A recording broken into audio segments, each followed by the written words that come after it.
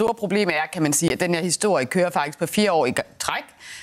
Vi har som forældre råbt op i rigtig mange år om, at lorten ender hos forældrene. Altså jeg kan ikke, når jeg får en Aula-besked, som jeg rigtig gerne vil have om, at nu mangler der igen personale, kan I holde jeres børn hjemme?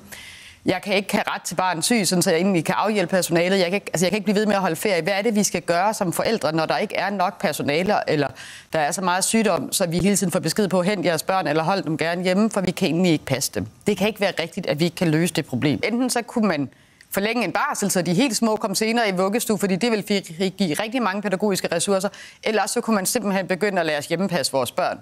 Altså, så må man jo betale os for at gå derhjemme. Man kunne også give os tabt arbejdstidsfortjeneste, ligesom man gør, hvis børnene er alvorligt syge. Der er jo forskellige midler, som man trækker på i andre henseender, når børn bliver virkelig alvorligt syge og ikke kan komme afsted. Noget af det bliver de nødt til at kigge på, fordi det kan ikke være fair, at det er også hver gang, der skal få livet til at hænge sammen. Fordi så ender vi med, at folk begynder at hjemmepasse alligevel, eller at folk bliver stresset og syge med det. Det hænger ikke sammen lige nu ude i familierne.